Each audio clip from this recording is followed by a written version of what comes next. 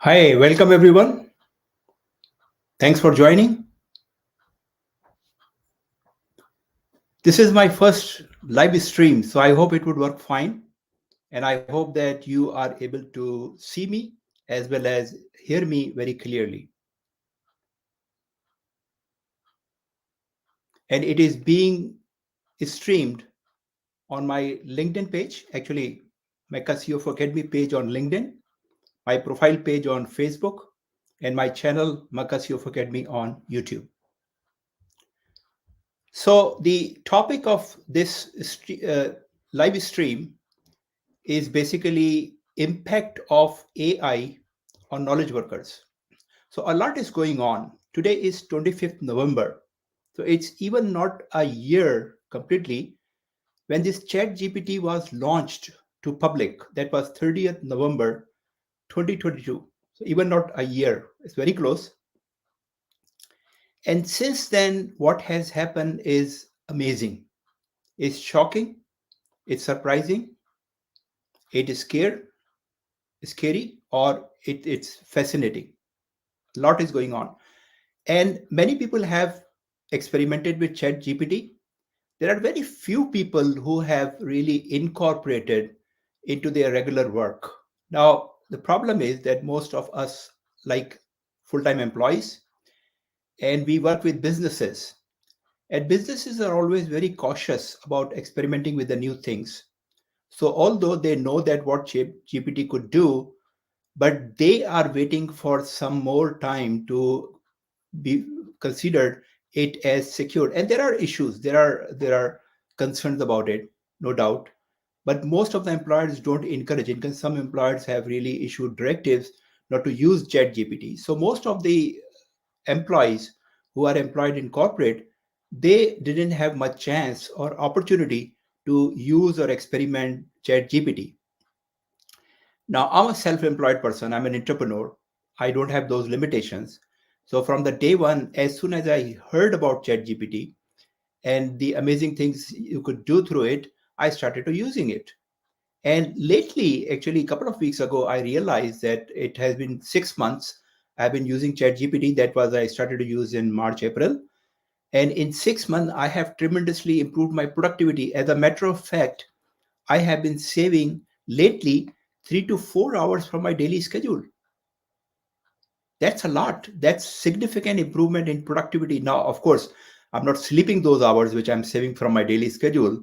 I'm using to do more productive work, but that is the potential of ChatGPT. And then I try to make surveys on LinkedIn to understand that what other people are doing. Not many people are really using it.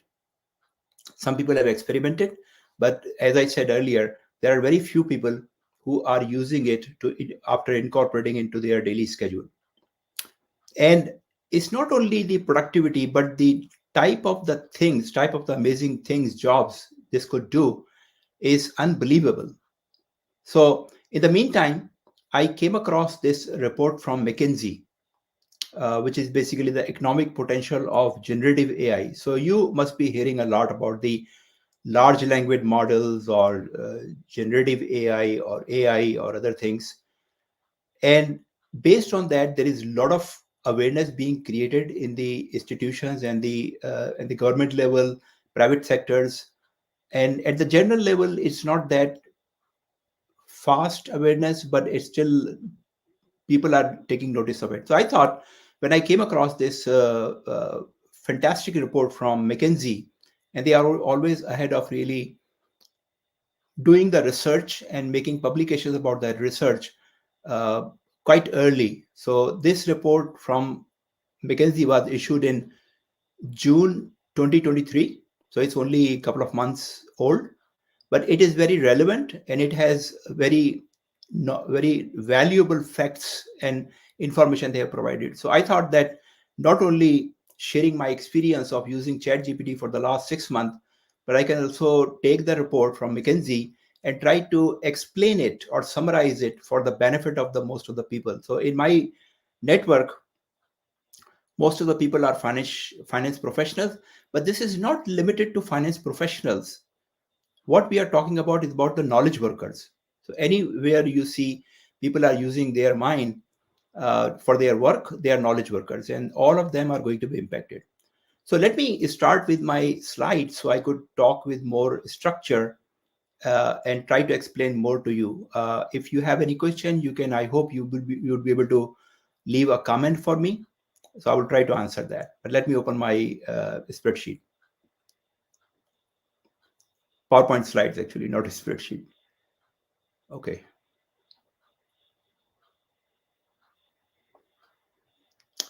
Okay, so here it is. As you can see, this is the title of the report, The Economic Potential of Generative AI, Next Productivity Frontier, and the dated is June 2023. So this report is quite comprehensive. They took a lot of time to conduct the research. It was very comprehensive globally. A large team from McKinsey and other institutions were involved with it. So when I looked at the report, this is, by the way, 68-page long. When I went through, it was very difficult to summarize. So I look at the relevant portion. Within this report, The Economic Potential of Generative AI, there is a section called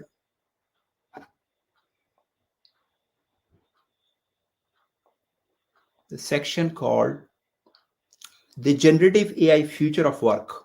So this is more specific and related to the knowledge worker or the productivity about this knowledge worker, impact on work activities, economic growth, and productivity. So this is very relevant portion for us, and I try to look deeply into this section and try to make my notes to share with you. So this is what we are going to talk about. Okay, so based on all the data I have gone through, not only in this report, mainly in this report, but other publications, the research available, I tried to predict the future of knowledge worker, the future of work, which is very hard topic. And with this generative AI, a lot is going to change. And what I concluded, as far as my predictions are concerned about the future of knowledge worker, these are the 5 predictions. Number 1, every knowledge worker's job is going to be impacted. So if you think that maybe your organization is different, your industry is different, and you would not be impacted, your work would not be impacted, you're wrong. Every knowledge worker, wherever people use their brain for their work, they are going to be impacted. So that's a big change. That's a big statement, right? Number 2, based on that, if the knowledge worker job is going to be changed, then every organization have to redo a lot of work in terms of the redefining the processes, redefining the workflows, reassigning the teams. So think of this situation, this experience I just shared with you. So on a personal level, myself, I saved 3 to 4 hours a day from my work. And then I used those 3 to 4 hours which I saved to do more productive work. And my quality of work significantly enhanced. Quality. So if this is a situation with one person, think for businesses, there are hundreds, and in some cases thousands of people are working. If the companies or businesses are able to implement the same thing, how much productivity gains they will make. So this is what going to happen. And this is very interesting scenario for businesses. So every organization, there is some work, but as soon as there is clarity, there is adoption rate stabilize, businesses would jump into this scenario of redefining, re-engineering their processes, reassigning workers and teams based on that. So that's the second one. Number 3, businesses are going to enormously benefit from huge productivity gains. And I'll show all the data in support of these 5 predictions I'm sharing with you. I will show all the data later. So just stay with me. So businesses would be the main beneficiary of this. Now you could question that whether workers are also beneficiary or not that much. Workers are basically the means to create that productivity, but they themselves, it would be a mixed situation for the workers. But businesses definitely going to gain a lot from this change because of generative AI. Number 4, of course, based on the 3 things I shared, skill set requirement is significantly going to change. So it's never ending, folks. You learn something and then next thing is waiting for you to be learned again. As experts are saying that the average life cycle of a skill is reducing significantly. Currently it's 2 years. If you learn something new, in 2 years it's going to be obsolete. It's going to accelerate further. So the whole set of skills you have, or you are learning probably will change significantly, and you have to learn again a lot based on the new requirement. Finally, the fifth point, this is quite shocking, and I'll again show you the reasoning for me to conclude this. Higher education will lost its charm. It's already losing somewhat based on the declining enrollment in colleges and 4 years college degree cost and expenses they have to incur. Young people are already inclined to learn skills for a job, not really going for long term degrees. So based on the scenario we are looking for future, it looks like that higher education will further lose its attractiveness or its charms, and I'll show you the data for it. So these are my five predictions. Now, in let me clarify, in the McKinsey reports, these predictions are not mentioned as such because it's a large organization. They have a lot of other things. If they make such bold statements, it may fire back and they have to clarify a lot. So they have, again, I concluded these from their data. It looks very obvious. If you go through the report, you would conclude the same thing, but they did not say exactly in the same words because it looks quite scary. So I try to make it as clear as possible for you in these five predictions. So let me show you the more data to support these things. So I hope that you understand what may be the consequences of these five predictions. And we are talking of future. Now, future not about 5, 10, or 15 years. In fact, future is now. We are in the future. So whatever I'm telling you, it's already happening to some extent, and it could accelerate anytime. So you need to be prepared for this. Okay, at the broader level, what report is saying officially, so these are the things where they are saying key insights. Number one, productivity gains will add trillions of dollars to the global economy. Trillions of dollars. Think of this. And if you don't know how big a trillion is, uh, for example, Japan's economy is $5 trillion. US economy is $22 trillion. India's economy is somewhere like between 2 and 3 trillion. That's how big the trillion is. And this generative AI is going to add trillions of dollars to the global economy. The most benefiting areas are customer operations, customer service, customer operations, marketing and sales, software engineering, and R&D. These are the areas which would be most benefiting from it. And all industries, it's not limited to one or two or few industries.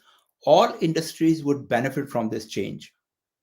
And next item, which is very relevant to us, anatomy of work will change. The way we define work, the way we define the work of knowledge worker will change because this AI would take over a lot of work from them. And then we need to decide, they need to decide what else they do in that spare time if they have to do anything. So as a result, the next item, workforce transformation will accelerate. Transformation means that people will change jobs, people have to learn a lot, people have to maybe move to other categories of job, they have to switch careers, or they have to transition something. There would be a lot of upset in this category because of the workforce transformation. Labor productivity will substantially increase, as we are saying many times, but based on that increase in productivity, a lot of other things would be impacted. And at the government level or maybe at the private sector level, organization have to do more for those workers who are affected. And finally, the generative AI is just the beginning.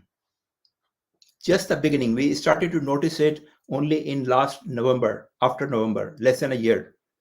So imagine, and the way it is accelerating, if you have experience or use Chat GPT 3.0, 3.5, and 4.0 currently, you know how fast it is accelerating, how fast it is developing. So what it could do 12 months from now, where it would be, it's difficult to imagine and visualize. So these are the key findings from the reports.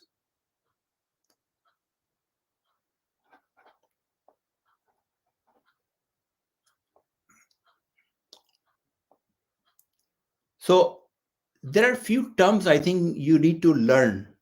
I'm not suggesting to really go through a lot of science or theory or really what is going on, but you must be already hearing these terms. For example, artificial intelligence. It is already there for almost 10, 15 years, right? It's not new. But now, what is new, you are hearing again and again, is generative AI, foundational models, large language models. And so you need to, I'm not going to spend time on this right now, although I have written those definitions. I think if you search Google, you would find it. But try to understand the difference between generative AI and the traditional AI, and what is the difference between large language models or foundational models. This is very critical for you to understand what is the basic technology working here and how it is developing very fast. So as I said, that I'm not going to spend time on it. You can search and learn yourself. Okay, but what I would like to do to ensure that you understand the major difference which is causing all this, at least you understand that part with me, and then what I'm going to share next, you will understand those numbers better. So automation is not new, right? We have been talking about automation for 20, 30, maybe 40 years. And we know all those things which happen because of the automation. The last time we were talking about the automation is automating the warehouse operations, automating the manufacturing operations, automating the robots to take over work before generative AI, right? So if you look at my slide here, what is old generation automation technology? Now we are calling it old generation. It's not even not older than a year, but it is, in order to compare the two things, we can call it old generation automation technology. Its main capability was basically effective in data processing tasks, right? It was all about data, computing, processing. And main application, the advanced application we were able to create from that automation level was the automation of physical activities. So lately, we were hearing these warehouses are being automated, the deliveries are going to be automated, the robots are going to work a lot. Those type of things were main application of this. Use cases, for example, automating physical activities performed by low wage workers. So these were basically the manual worker, right? In warehouses, in manufacturing facilities, in delivery jobs. These are the workers who are basically using their physical capacity to deliver the job, right? Come next, since last 12 months, we started to hear about generative AI. And what is generative AI? Its main capability is in doing cognitive tasks. So if you look at a typical worker or workmanship, you will say that, okay, there is a physical part. There are a lot of jobs which require physical effort. As I said, delivery people, people working in the manufacturing facilities or warehouses. And then there are workers who use their cognitive power, their mental power, their brain, their knowledge.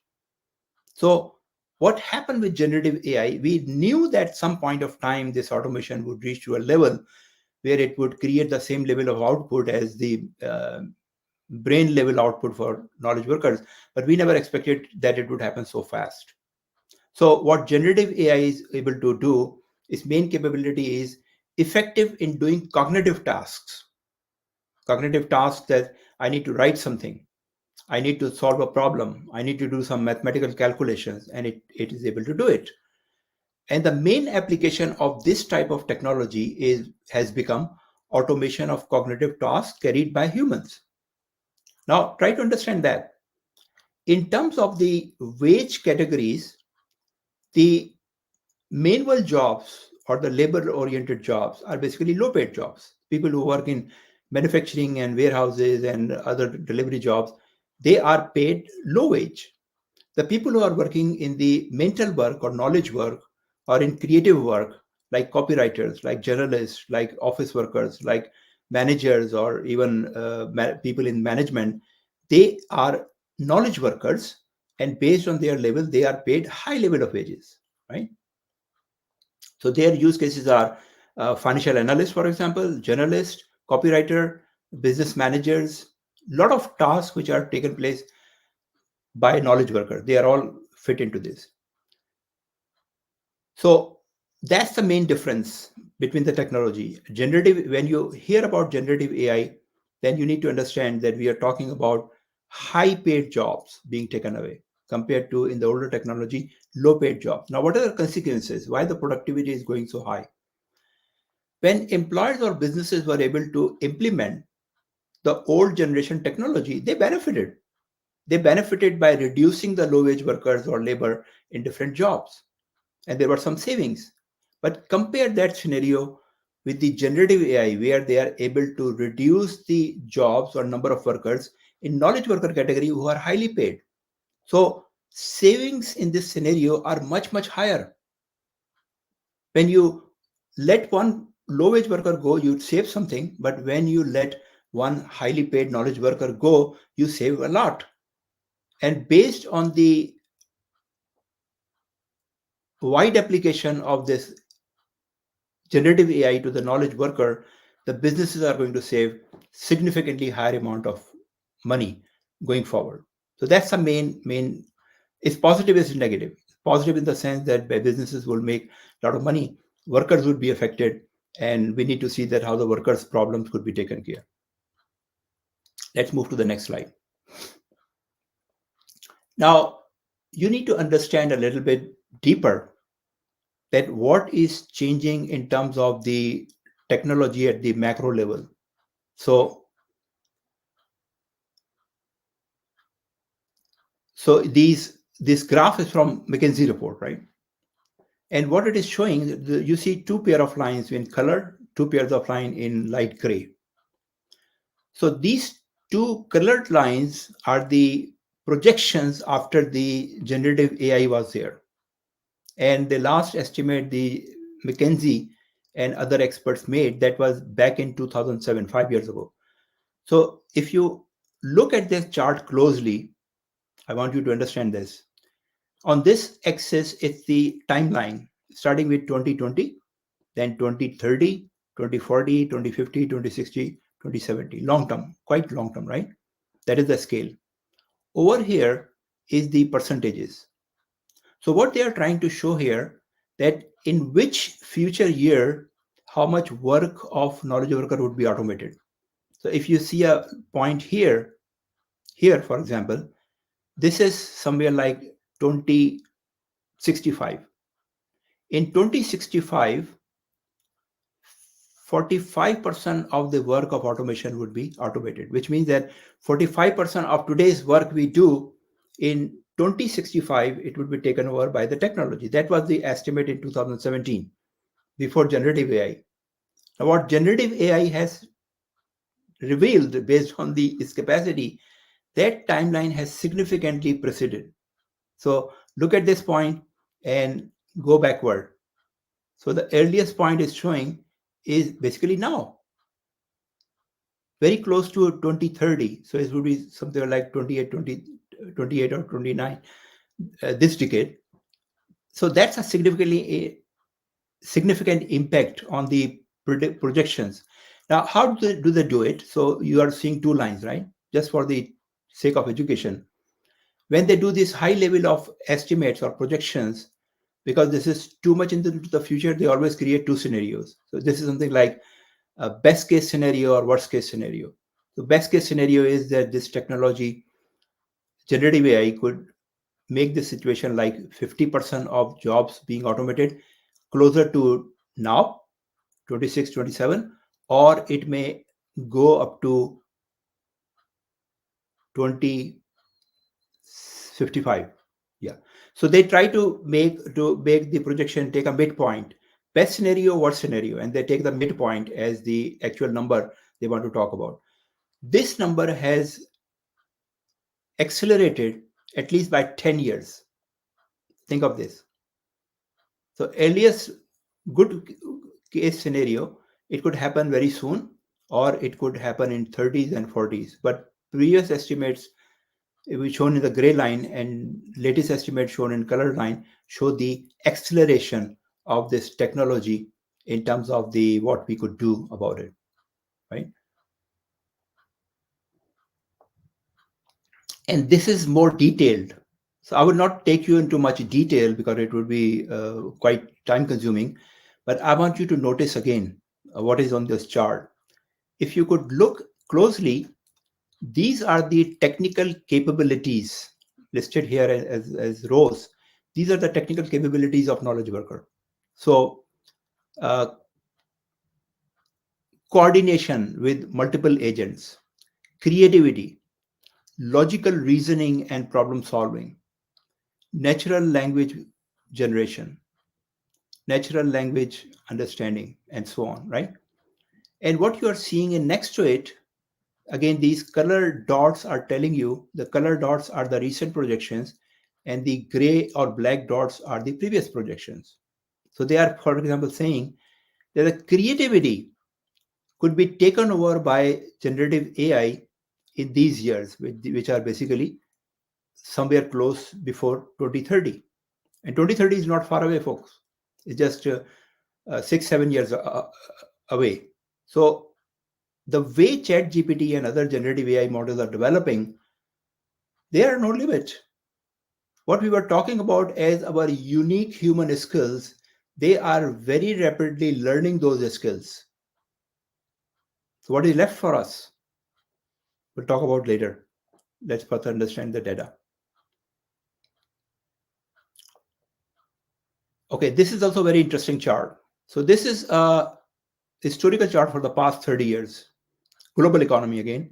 So first time period is 72 to 82, then 82 to 92, then 92 to 2002, then 2002 to 2012, and finally 2012 to 2022. So this is all historical data. What you need to notice, there are two things being shown in each bar. One is called employment growth and other productivity growth. So when the GDP is increased for different economies, there are two factors.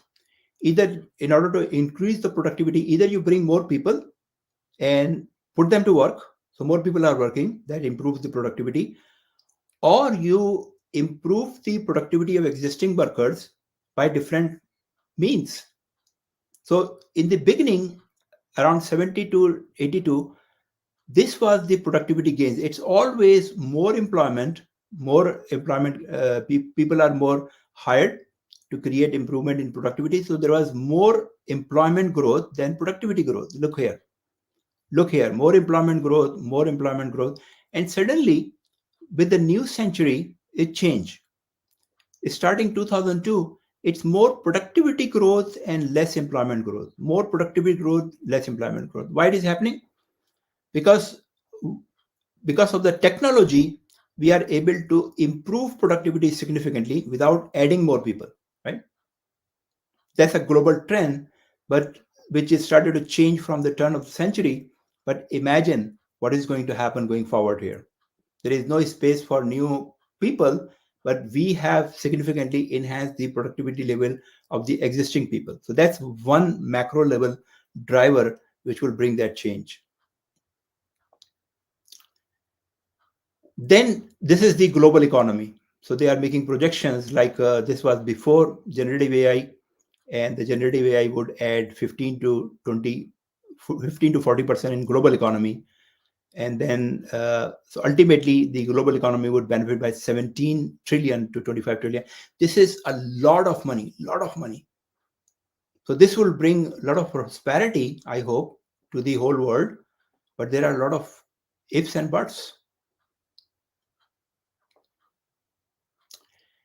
This is an interesting chart. You need to look closer. So let me first explain you how to read it. So over here, you see the functions like marketing and sales, like customer operations, product R&D, etc. Right? These are functions. These are industries: high tech, banking, pharmaceutical, education. So you understand this part, right? What is being shown here is the generative AI use cases will have different impact on business. And the impact, if you see a lighter color here, is less impact. Lighter color means less impact. Darker color means more impact. So let's look. The first bar looks all dark blue, right? What does it mean? It means, as I said earlier, the major benefit would happen in the marketing and sales operations across the industry. It's not limited to one industry. All industries will benefit from the marketing and sales. Then the next item is customer operations. Customer operations, think closely. This is very interesting. So over here is lighter color, which means not much impact in the high tech. But when it comes to the banking, So see, where is the dark color? Banking, then we have telecommunication, then we have healthcare, then we have insurance. What is common with these industries? They are all consumer industries. They all deal with directly with the consumers, right? Banks, insurance companies, healthcare, they all deal directly with the consumers. So if they deal directly with the consumers, again, they have the same opportunity to make best benefit from this technology. And then you see some spots like, let's look, this is also very dark. So what is it? This is uh, patent and R&D. Now, if you look across here, which industry? Pharmaceutical. Makes sense, right? Pharmaceutical do a lot of research and development, and that is how they are going to benefit from it. One dark is here. What is that? High tech and software engineering. Software engineering in high tech, of course, it's a big potential. That's why you see the color very dark. So this basically explains you in quite some detail that what industries and what functions are going to benefit from this technology. So you could really look specifically for the industry you are interested and sectors and make some judgment about it.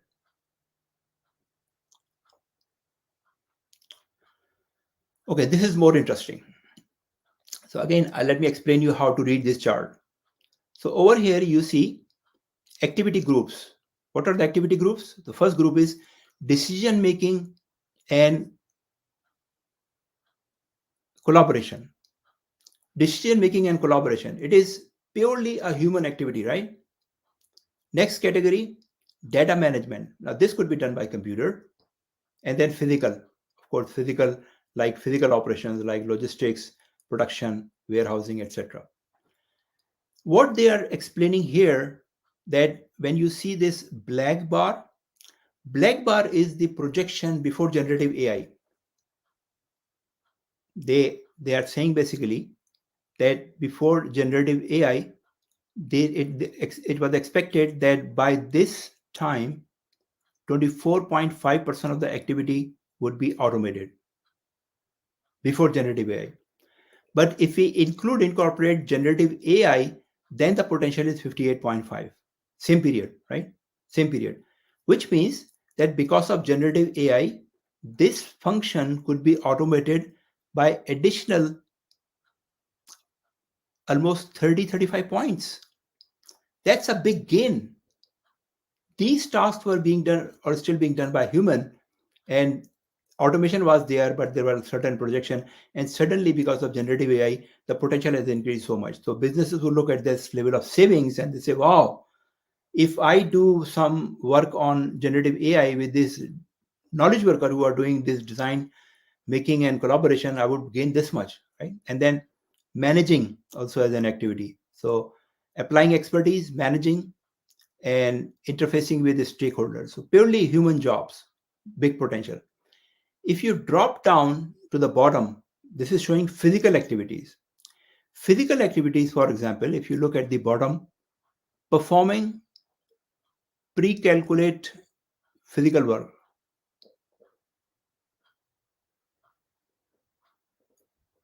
Productible, I had hard time to read it, but it is showing some physical activity, right? And look at the bar. Before generative AI and after generative AI is the same. Why it is same? Because whatever we could have automated based on the old technology is already done. Generative AI has nothing to add here. The old generation technology has already achieved maximum. So there is zero difference. See, zero difference. And data management, there is some small thing.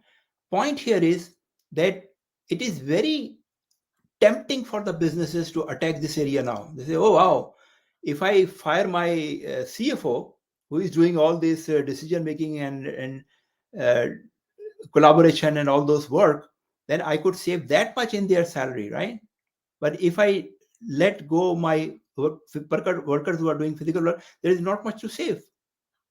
That's a big difference. That's a big incentive to the businesses. That's a big motivation. They will jump on this to execute as fast as they could. Let me take you another slide. And this is also a similar study or observation.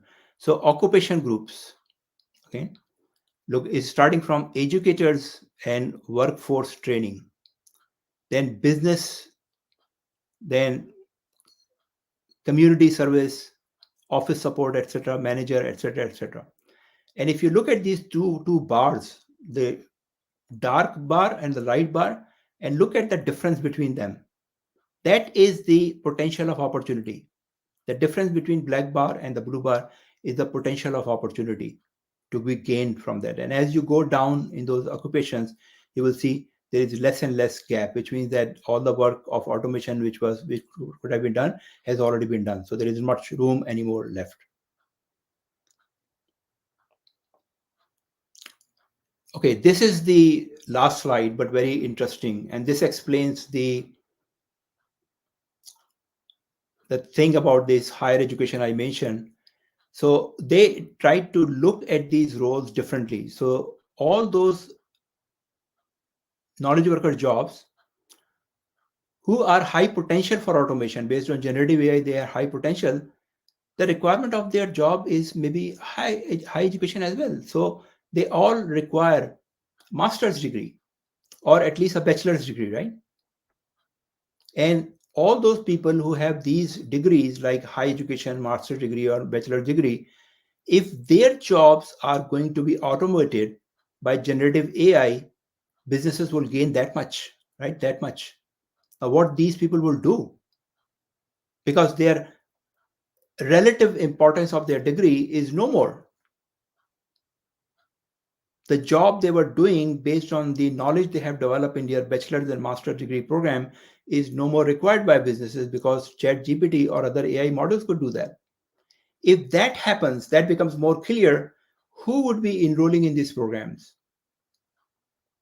The young people would look at those degrees, the investment required, the time investment required, and look at the businesses, they no more required them. Why would they go there?